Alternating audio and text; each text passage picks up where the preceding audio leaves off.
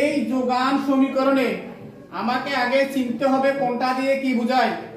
QS, QS মানে quantity of supply, যোগানের পরিমাণ।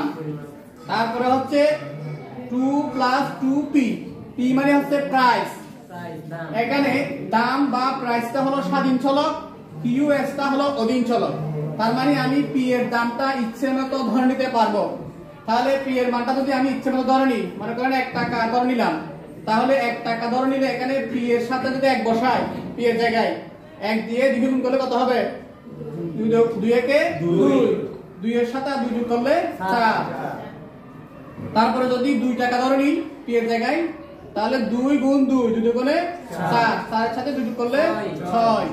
যদি 3 টাকা ধরে নিই, তাহলে 3, 3 2 গুণে 6, 6 এর সাথে 2 যোগ করলে 8। এভাবে আমরা যোগান সূচি তৈরি করতে পারি। এবার আসি এই যোগান সূচির আলোকে একটি যোগান রেখা অঙ্কন। প্রথমে আমরা লম্ব অক্ষ দেখাচ্ছি দাম, ভূমি অক্ষ দেখাচ্ছি যোগানের পরিমাণ।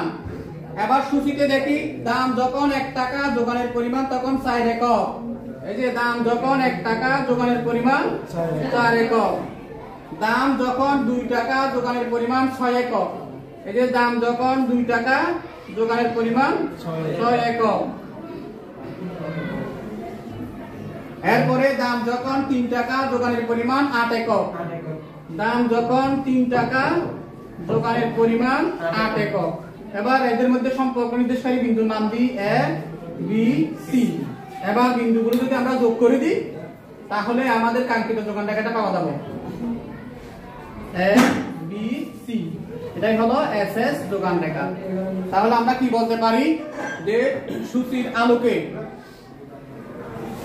লম্ব অক্ষে দাম, ভূমি অক্ষে যোগানের পরিমাণ ধরা হয়েছে। তারপরে সূচি হতে প্রাপ্ত মানের ভিত্তিতে a b c বিন্দুগুলো যোগ করে যে রেখাটি পাওয়া যায় তাই হলো SS যোগান রেখা। এভাবে আমরা একটি যোগান সমীকরণ হতে একটি যোগান সূচি তৈরি করতে পারি, আবার একটি যোগান রেখা অঙ্কন করতে পারি। এটা সো মাচ ইম্পর্টেন্ট, কারণ পরীক্ষায় এই প্রশ্ন থাকে এরকম একটা যোগান।